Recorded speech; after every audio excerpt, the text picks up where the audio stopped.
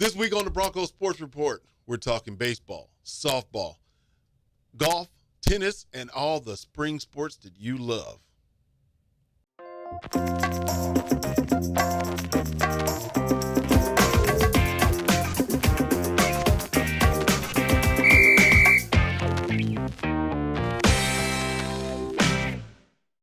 Welcome to the Broncos Sports Report. I'm your host, Demetrius Wright, and always with me is my partner, Austin. But this week we have a change. We have Austin's boss, Rick Lemon. And how you doing, Rick? I'm doing great. How are you, Demetrius? I am doing wonderful. So you sent Austin on vacation to do a little recruiting or something or another. What'd you do? Send him in the closet? Where is he at? We've got him. He's signing some free agents in Las Vegas right now. Okay. We got some good riders we're looking for. Sweet. All right, let's get into the sports that we got this week. First of all, first topic, baseball. Baseball did fairly well this weekend. They split their games with Fort Hays. Fort Hays is a very hard team, but, the offensive production, that was fantastic, I think. Yeah, the numbers, the first game, 16-3. The second game, 20-19. Mm-hmm. And so they split, but it was an juggernaut. I'm just thinking they're just hitting, but no pitching. Yeah, the pitching, honestly, it's been really solid all through the year, but for some reason they just kept on. They couldn't find the strike zone this weekend. Could not, and it's terrible. Nobody could catch a ball or anything. It was just all power. But that's okay. It makes for an interesting game. You look at it, it makes you think of football because the 20-19 score, I'm thinking spring football. It's fun for the fans, at least. I'll put it that way. Yeah. Next topic is softball.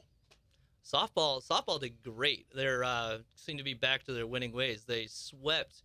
Who did they play? They played Northeastern State, and they swept them. They actually did an interesting series where they did the first two games at home so that they could have senior day, and then they did their second two games on Saturday in Tahlequah so that Northeastern State could have theirs. Oh, that's good. I didn't even know they. Oh, that's good. I like that because they kind of talked and worked it out in a manner that is optimal of sports. Nah, they did great. But honestly, can we talk about Kelsey Schrock and how great she's been so far? Oh, definitely. Her starting pitching has been absolutely dominant. The first game, I believe she threw a 5-inning shutout in Tahlequah. Yeah. It was a run rule game. And then the second game in Tahlequah, she went and hit a grand slam. Yes. Like, apparently this girl can do everything. I'm thinking she is the team because I thought it was just all hitters. I forget, I don't really talk about the pitching because I'm loving the hitting because every game is just power.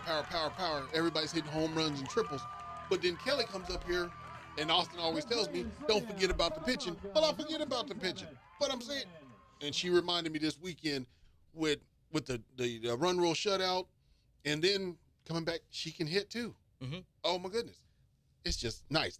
The softball team, I want to make a prediction, but I'm not supposed to make predictions. But I want to make a prediction of, just saying, it's close. Playoff time, it's going to be nice. It's going to be interesting for sure. They've got a strong team this year. Coming off the national championship from last year, they just seem to have gotten even better. Yes, they're definitely. There's nothing to say about them, but except they win. Next topic.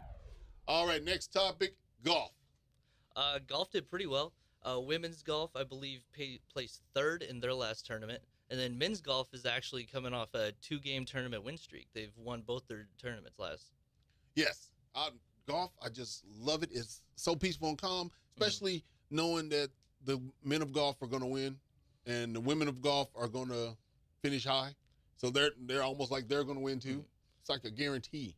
Heck, I'm just jealous about all these spring sports. Have you noticed how many of them have been going to Southern California lately? Yeah. Or Florida. Mm-hmm. Yeah. What's like rowing? I remember just got back from Florida, and next weekend they're going to Southern California. Yeah, San Diego. Men's golf just got back from San Diego. Mm-hmm. They're playing some fantastic courses, and yes. especially like with this, and then the Masters are coming this week. Like golf's everywhere right now. And why won't the school let me go? I'm just saying we need to talk to somebody. We need some traveling sports reporters. Yes, I believe so. We need to talk to some people about that. All right, next topic. We're moving on to tennis. Tennis has done pretty well. They had a tough match and they lost 5-4, but it was actually very entertaining. They went and they lost their the first 3 double matches, so they were down 3-0. Then come back and win 3 singles matches to make it 4-3, I believe, because the other team won the first singles Right. match. So it's all tied up, and then they just couldn't come out in the end. No, it couldn't. I was watching that one, and it was a back and forth match, and it was very close. And I really thought that she was going to be able to pull it off at the end. Just couldn't do it. It was sad to say. Because I wanted them to win, but it just wasn't there. Overall, though, I think tennis is doing pretty well. They put themselves in a good spot. Come playoff time, they'll be pretty strong. Yeah, definitely. They are one to look for later on. You know, the tennis is a long season, and it's up and down, and it's very varied. And with the wind, and sometimes you got spring. It's especially springtime in Oklahoma. You get that wind blowing. You get that wind blowing, and tennis is a long sport. I wouldn't worry about them. It could absolutely come down to just what side of the court you're on and which way the wind is blowing. Right, definitely. All right, next topic. We're moving on to... Well, like I said earlier, rowing is headed to San Diego this next weekend, which is very exciting. They actually went there last weekend, and their 8+ team, which is the 8 rowers plus the 1 coxswain, actually won the event last year. And so they won, I believe it's called the San Diego Zoo and Safari Cup, which is the name of the trophy that they give away, which I think is a fantastic name for a trophy. Does that mean you get to go to the zoo and the safari? I hope they went to the zoo. You go all the way to San Diego. They've got a world-famous zoo. It is world-famous. It's like one of the biggest zoos in the world. Like, just honestly, with that name of a cup, I kind of wish they had to, like, wrestle a lion or something. Yeah. But winning it for a boat race, that works too. But I believe there's a lot of work in it because everybody has to be in sync. If number 1 and number 8 do really the work, you know, if you're number 1 and number 8 are really the ones that guide, they got to guide and use their power.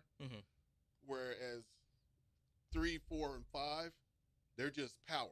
That's where you put your power in the middle of the boat so you can go fast. And then number 2 and number 7, they kind of just do the guiding.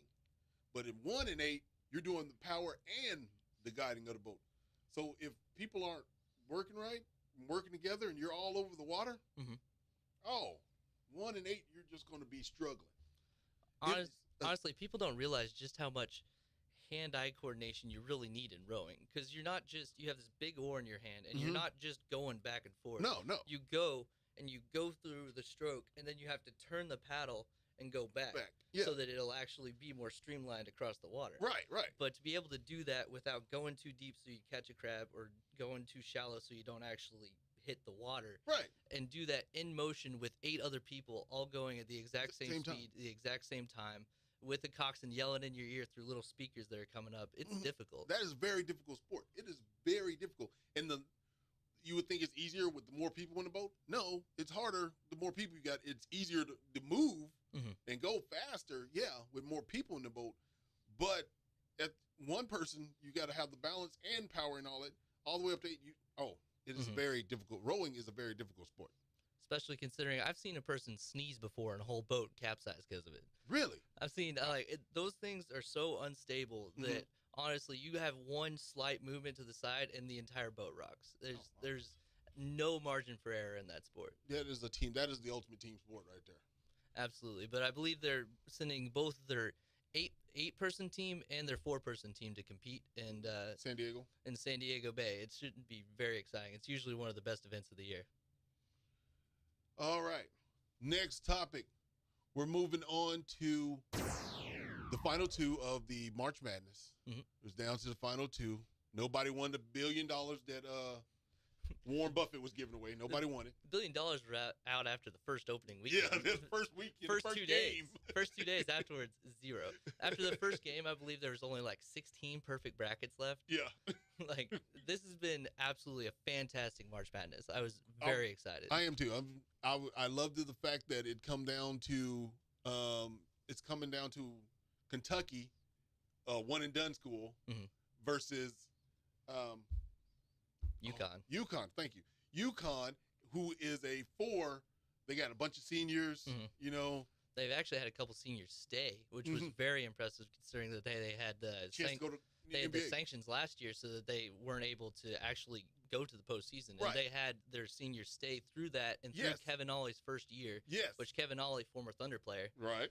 So I'm always for. I think I might be rooting for UConn just because of that. Yeah, I think that's what I'm rooting for UConn just for that reason. Mm-hmm. Just on the fact that it needs. I want the 4-year schools to do Mm-hmm. good. We got the ex Thunder